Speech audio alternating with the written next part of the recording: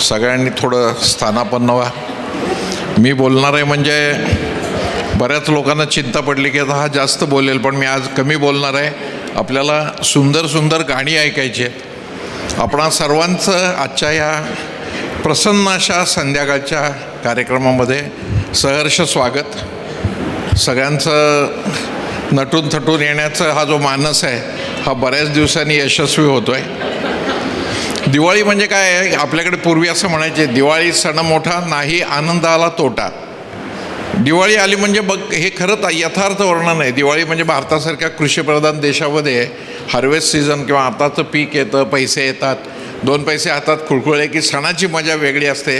हवा प्रसन्न असते आणि या प्रसन्न हवेमध्ये, प्रसन्न वातावरणात उदंड पैसे किंवा भरभरून पीक आलेलं, अशा सगळ्या चांगल्या कंडिशन एकत्र आल्यानंतर जो सण उत्साहात साजरा होऊ शकतो हे अगदी ऑब्वियस आहे.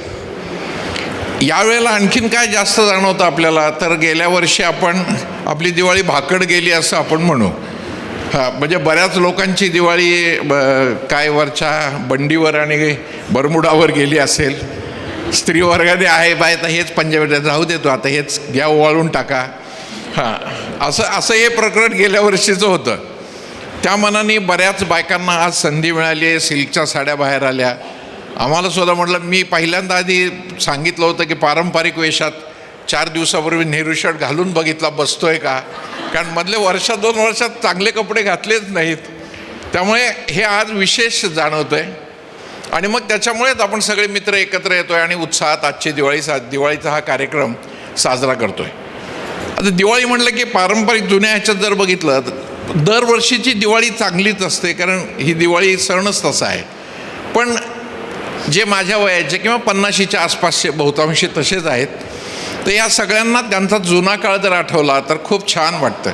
ती दिवाळी म्हणजे कशी सुंदर, ती एकेकाळी म्हणजे आता सगळे बॉयलरवाली मंडळी आहेत, पण एकेकाळी ते बंबाचं गरम पाणी. जुन्या मंडळींना विचारलं तर ते आवर्जून सांगतील ते बंबाच्या पाण्याचा गरमपणा बॉयलरला नाही म्हणतात. आता टेम्परेचरचा आणि त्या वरच्या भांड्याचा किंवा त्या बंबाचा काही फरक असतो का? हा नाही, पण हा जाणवणारी गोष्ट आहे. त्यावेळची ती सुंदर पहाट, तेव्हा लोक खरंच फक्त नरक चतुर्दशी नाही, पूर्ण दिवाळी लवकर उठत, आरडाओरडा करावा लागत नव्हता बायकांना.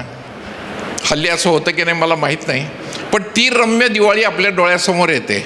मग त्यावेळेला ते कोणीतरी आपले आजी आजोबा वडील कोणीतरी फटाके आणून द्यायचे. ते फटाक्याचं वाटप, त्या वाटपावरनं होणारी भांडणं, माझ्या आंघोळीच्या वेळेला तू 2 फटाके कमीच वाजवले ह्याच्यावरनं होणारा तो लटका वाद, तो उठण्याचा वास, कोणीतरी प्रेमाने आपल्याला नाऊ घालते ते दिवस, हे सगळं जर आपण डोळ्यासमोर आणलं तर ती दिवाळी खरोखर अप्रतिम होती.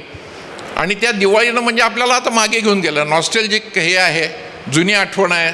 जुन्या प्रेमात, जुन्या आठवणीत आपण गेलो तर मग आपल्याला कधीच जुनी गाणी ऐकायला, जुन्या गाण्यांची सुरावट, या गोष्टी नक्की आपल्याला जाणवतील. आपण जर खरंच एक प्रयत्न करून बघा, तुम्ही डोळे मिटा आणि विचार करा, एक 20 वर्षापूर्वी 25 वर्षापूर्वी आपण गावी छोट्या गावात होतो, तिथं आपण जे संगीत अनुभवलं, जे सूर अनुभवले, क्षणभर डोळे मिटले आणि खरंच त्या काळात गेला तर तुमच्या लक्षात येईल तेच सुंदर सूर, तीच सुंदर सुरावट तुमच्या कानावर येईल देखील.